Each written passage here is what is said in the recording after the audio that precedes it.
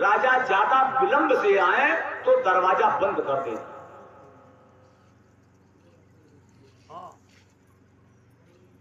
अब नौकरों को तो चूंकि अब पगार मिलना है, तनख्वाह मिलना है, अगर वो रानी के मन का नहीं करेंगे तो उनकी रोजी रोटी चली जाएगी।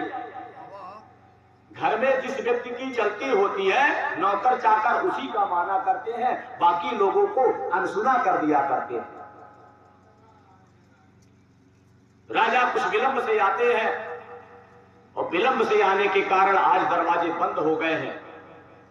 द्वारपालों से राजा बोले, क्या मुझे पहचानते नहीं हो? मैं तुम्हारा मालिक। क्षमा करिए प्रभु, क्षमा करिए राजा। गृहलक्ष्मी जी, देवी जी का आदेश हुआ है महारानी जी का कि आज राजा विलंब से आए तो दरवाजा मत खोलना। ये शासन चल रहा है। अब राजा 10-11 बजे रात में कहां जाए? कुछ दिखा नहीं। जब कुछ नहीं दिखा तो उनको याद आई सुनीति। सुंदर नीति याद आई और सुनीति के पास पहुंची। जब सूर्य जी ने अपमान किया, बहिष्कृत किया, तो सुनीति के पास पहुंचते हैं। आज सुनीति के कुटिया में जैसे पहुंचे, राजा को देखा, राजा को आते देख करके और सुनीति ने सुंदर थाली सजा लेती है, आरती की दौड़ पड़ती है और अपने पति देवता के चरणों को धोती है, सेवा करती है। ये भूल जाती है कि एक नई पत्नी के कहने से मुझे घर से बाहर निकाल दिया गया था, आज मुझे इतना भी अन्न नहीं दिया जाता है जिससे मैं किसी भिक्षुक को एक मुट्ठी दान दे सकूं, किसी ब्राह्मण को खिला सकूं। वो सुनीति है। आज सुनीति सुंदर आरती उतारती है अपने पति देवता की, सुंदर तिलक लगाती है और सुमन, सुंदर मन रूपी पुष्प अर्पण करती है। उसके पास था ही क्या, तो घास फूस की झोपड़ी में रहती थी। ऐसा संत ऋषि महात्माओं का मानना है कि उसी दिन सुनीति का गर्भ रुक जाता है। जिसके यहां संतानें नहीं थी, उसी दिन सुनीति का गर्भ रुक जाता है। समय आते 9 महीने बीता, 10वें महीने सुंदर एक पुत्र को जन्म देती है जिसका नाम ध्रुव पड़ता है। जब से वो पेट में आए, जब से मन में निकाली गई, तब से सुनीति का काम केवल एक ही रहता था, बिना पता लगाए हुए वो देखा करती थी कहां कथा हो रहा है, कहां सत्संग हो रहा है, कहां संत जनों का आगमन हो रहा है, कहां चतुर्मास हो रहा है।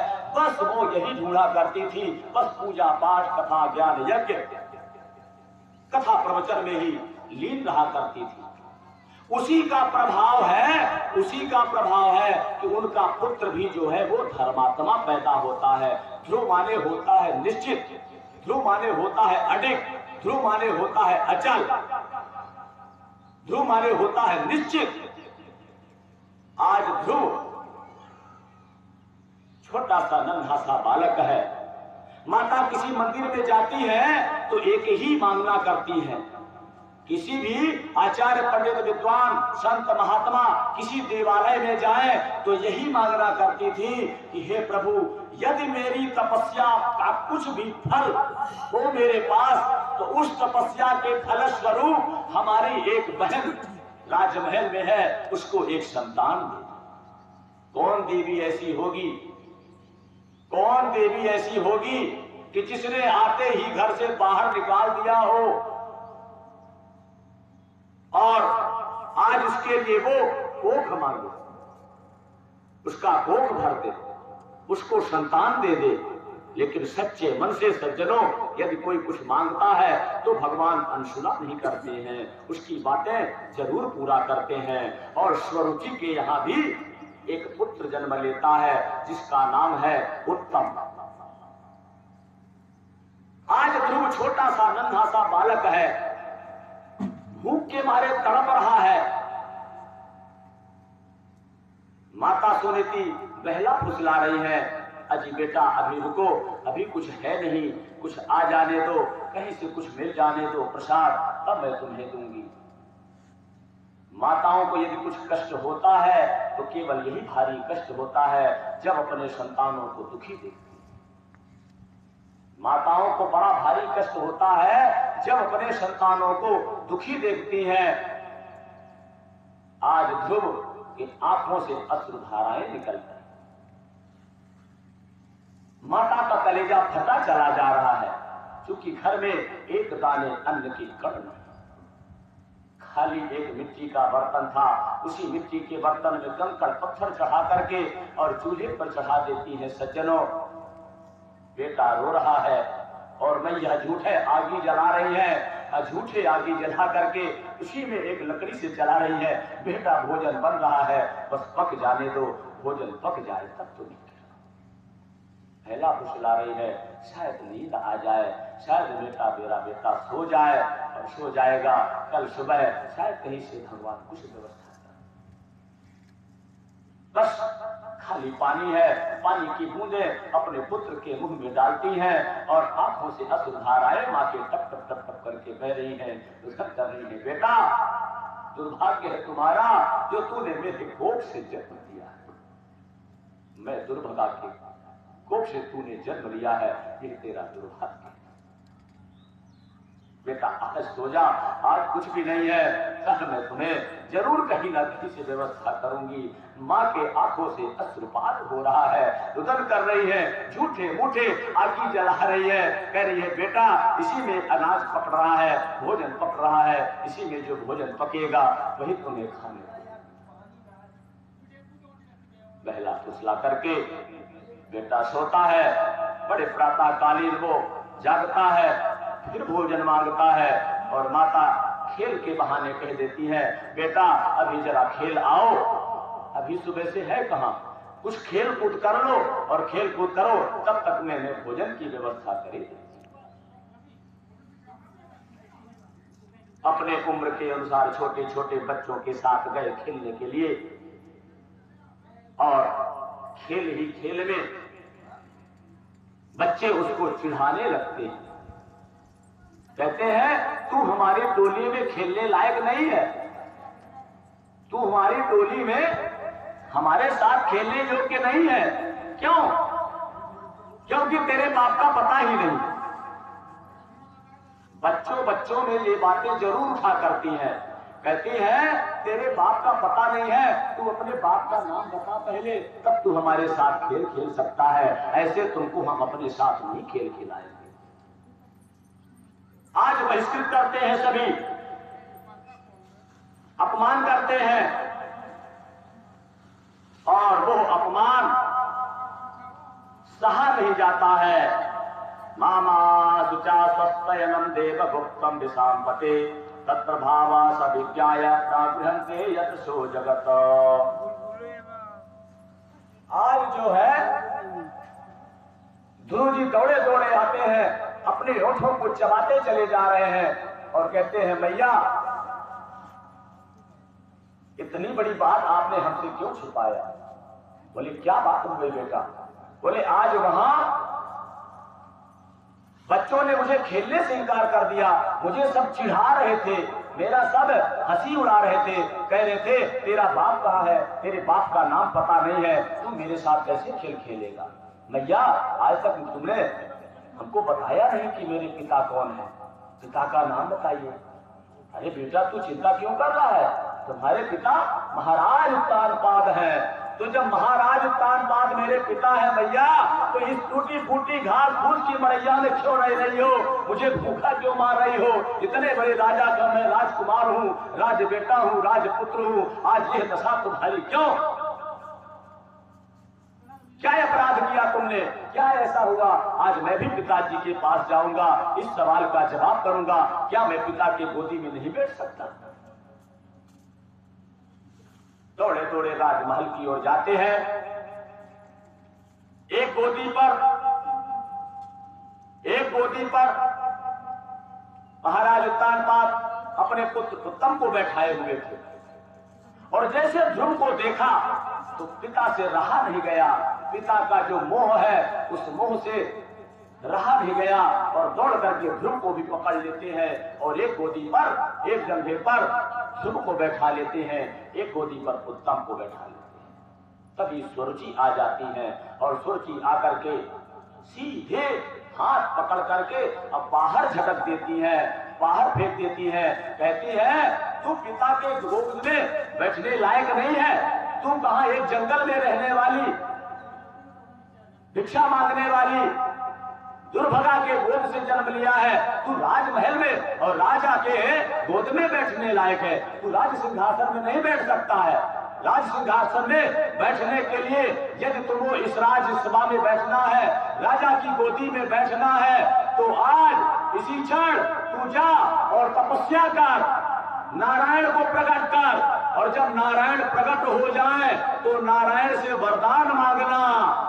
जितना जरूरी पिता का होना है उससे कई गुना ज्यादा जरूरी है माता होना। पहले भगवान को प्रकट कर और भगवान से वरदान मांग कि हे प्रभु, यदि आप मुझसे प्रसन्न हैं तो मुझे एक वरदान दीजिए, मैं इस शरीर को छोड़ दूं, मैं इस शरीर को छोड़ दूं और पुनः मेरा जन्म हो, और वो जन्म सुरुचि के गर्भ से हो। आज सुरुचि ने ध्रुव का अपमान नहीं किया, आज सुरुचि ने साक्षात नारायण त्रिलोकीनाथ का अपमान किया, क्योंकि त्रिलोकीनाथ से भी बड़ा अपने गर्भ को उसने समझा है। भगवान के मिलने के बाद फिर क्या किसी को इस संसार में आने की आवश्यकता रह जाती है? जब नारायण प्रकट हो जाए, नारायण का दर्शन हो जाए, तो सीधे यही मांगना चाहिए कि नारायण का धाम मिल जाए, भगवान का धाम मिल जाए, नारायण के चरणों में मेरी प्रीति लग जाए। आज सुरुचि ने ध्रुव का अपमान नहीं किया, सुनीति का अपमान नहीं किया, उसने नारायण का अपमान किया है। और यह नारायण का अपमान ध्रुव से रहा नहीं गया, और ध्रुव दौड़े दौड़े पहुंचते हैं। जैसे दौड़े दौड़े पहुंचते हैं अपनी मां के पास, और मां से कहते हैं मैं गिन गिन करके बदला लूंगा। अपनी सुनीति मैया से कहते हैं मैं गिन गिन करके बदला लूंगा। किससे? उस विमाता से। जैसे विमाता कहा वैसे धन्य है मां सुरुचि। सुरुचि ने ध्रुव के होठों पर उंगली रख देती। अपने मुखों से कभी किसी को दुर्वचन नहीं कहना चाहिए, और फिर वो तो सच्ची की तुम्हारी मां है, वो तो तुम्हारी सच्ची की मां है। क्यों? क्योंकि मैंने जन्म जरूर दिया है, लेकिन संस्कार तुमको नहीं दिया कि भगवान की प्राप्ति हो जाए। आज वो तुम्हारी सही की मां है। क्यों? क्योंकि उसने तुमको भगवान से मिलने के लिए प्रेरित किया है, चाहे भाव से, चाहे कुभाव से, चाहे भगवान की मिलने की बात तो कहे कोई, भगवान से प्रेम तो हो, भगवान से मिलन की मार्गदर्शन तो कोई हो जाए, चाहे वो बैरी दुश्मन ही क्यों ना हो, लेकिन अगर भगवान की चर्चा करता है तो उसको अपना गुरु, अपना मित्र ही समझना चाहिए। आज ध्रुव कुछ भला बुरा कहने वाले थे, माता ने रोक दिया, और माता सुनीति ने कहा कि कल जाना हो तो आज ही, कल जाना हो तो आज ही, और आज जाना हो तो इसी क्षण।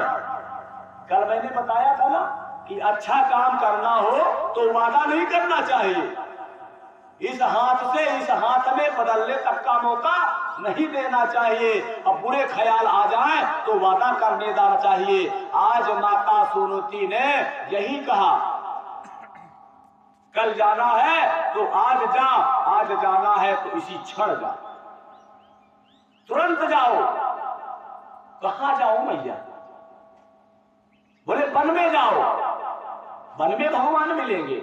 हाँ, लेकिन बिना गुरु के भगवान मिलते नहीं।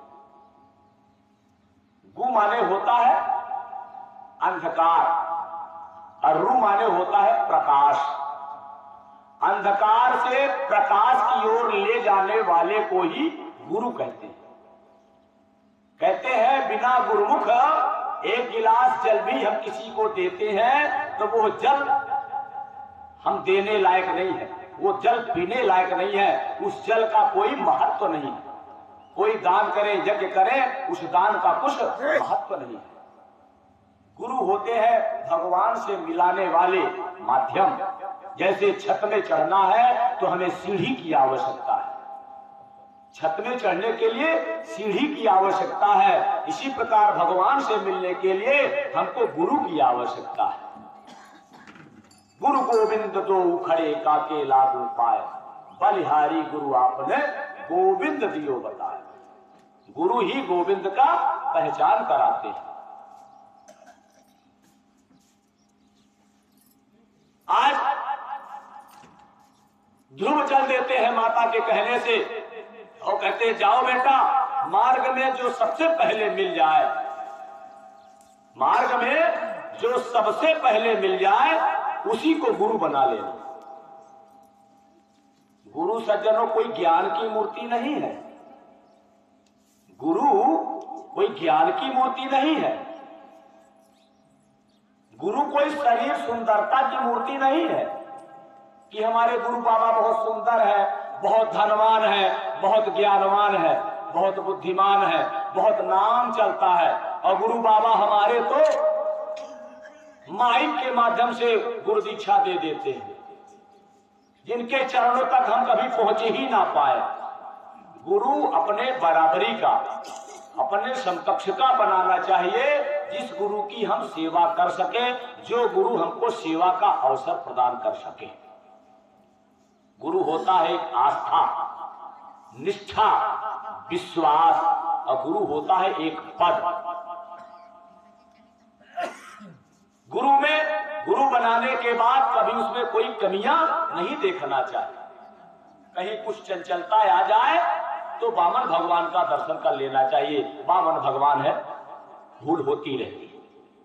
गुरु में कभी कमी नहीं देखना चाहिए, गुरु एक ही होता है। आज ध्रुव वन की ओर चल देते हैं, और जैसे ही वन में जाते हैं सज्जनों, सुनीति जैसी मां जिसकी हो, उसके लिए भला भगवान मिलना कहां कठिन है। नारद ऋषि चले आते हैं, ऐसे भक्तों के लिए भगवान चल करके जाते हैं। आज नारद जी बीड़ा बजाते हुए चले आ रहे हैं, और जैसे ही दूर से देखा ध्रुव जी ने, तो ध्रुव जी किस्सा कहानियों के माध्यम से बताया करती थी नारद जी के स्वरूप का वर्णन, कि नारद का स्वरूप क्या है। दूर से देख करके ही पहचान गए, और जैसे ही देखा साष्टांग जमीन पर लेट करके और प्रणाम किया ध्रुव ने। आज 4 वर्ष के ध्रुव है, 4 वर्ष का बालक इतना ज्ञानवान कि ऋषि को देख करके प्रणाम किया। आजकल तो प्रणाम करने की ऐसी विधाएं हो गई हैं जिसका कुछ कहना ही नहीं। एक तो हाथ मिलाने वाला, हमारी बीमारी तुम्हारे तक पहुंच जाए हाथों के माध्यम से, और दूसरा कहते ये जांग को घुटना, जांग घुटना माने ज्यादा लचकना नहीं चाहता है कोई।